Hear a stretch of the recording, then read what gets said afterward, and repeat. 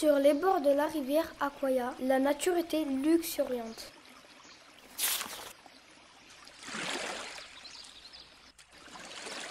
Ce jour-là, comme à leur habitude, Mamadou et Amara partirent à la pêche pour nourrir leur famille. Bien que ce fût une nécessité, ils prenaient un plaisir fou à naviguer sur la rivière.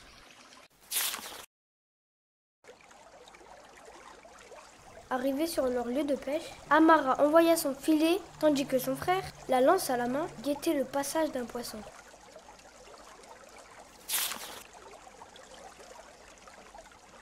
Puis soudain, Mamadou aperçut une forme s'agiter dans l'eau. Par réflexe et d'un geste vif, il planta son arme dans sa proie.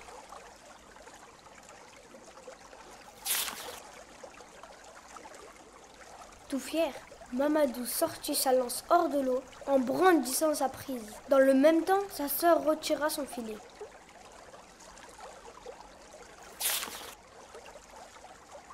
Mais quelle ne fut pas leur surprise d'apercevoir au bout de la lance une bouteille en plastique vide et dans le filet d'Amara plusieurs déchets. Les deux enfants, très déçus, repartirent au village bredouille.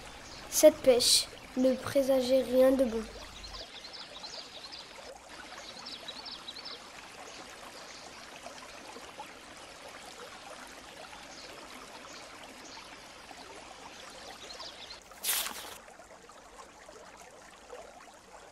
Le lendemain, au lever du soleil, les villageois, horrifiés, découvrirent un vrai désastre.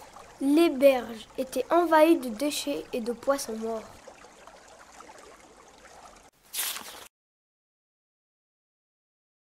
Un villageois s'écria « Pouah, quelle odeur infecte !» Comment allons-nous faire pour manger? Nous allons tous mourir de faim. Les rats vont envahir notre village et nos enfants vont tomber malades. Avec tous les villageois, la chef décida de tenir un conseil d'urgence. Très vite, ils décidèrent d'envoyer les enfants en éclaireur remonter la rivière afin de découvrir la clé du problème. Prenant leur courage à deux mains, Mamadou et Amara partirent aussitôt.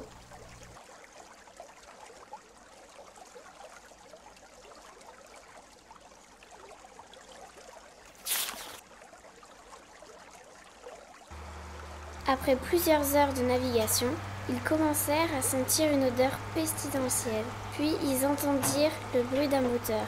Soudain, au détour d'un virage, ce qu'ils virent les bouleversa.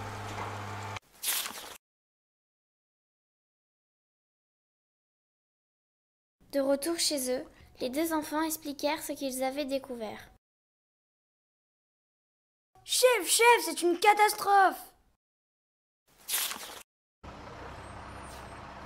Nous avons vu deux âmes de la ville voisine en train de déverser des montagnes de déchets.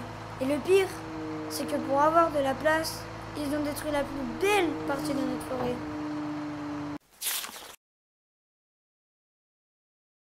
Aussitôt, les habitants se réunirent pour essayer de trouver une solution. Après plusieurs heures de réflexion, Mamadou s'écria « Ça y est, j'ai trouvé !»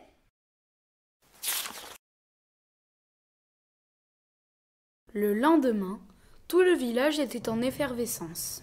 Certains empilaient des déchets dans une brouette, tandis que des bruits bizarres sortaient des cases.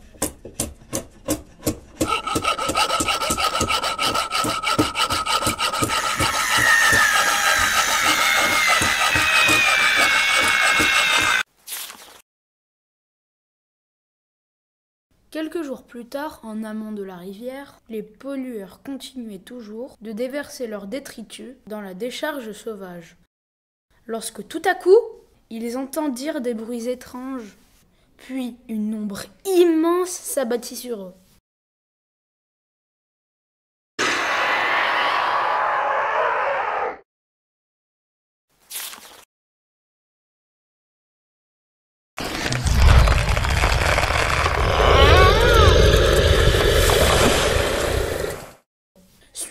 créature gigantesque que personne n'avait jamais vue.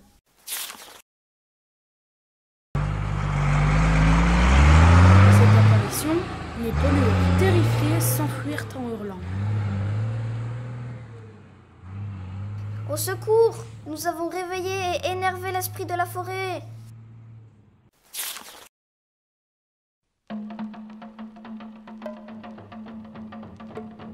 Le soir même, Mamadou et Amara célébrèrent avec tout le village leur victoire. Tous étaient fiers d'avoir sauvé leur environnement si précieux.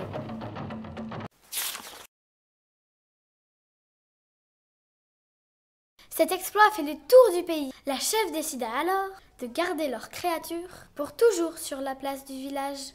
Depuis ce jour, des gens vinrent de très loin pour admirer la célèbre statue.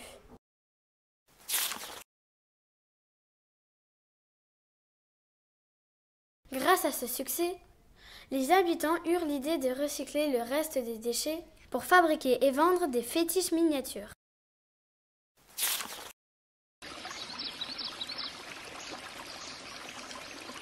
C'est ainsi que la nature reprit ses droits pour redevenir un véritable paradis, pour le plus grand plaisir d'Amara et de Mamadou.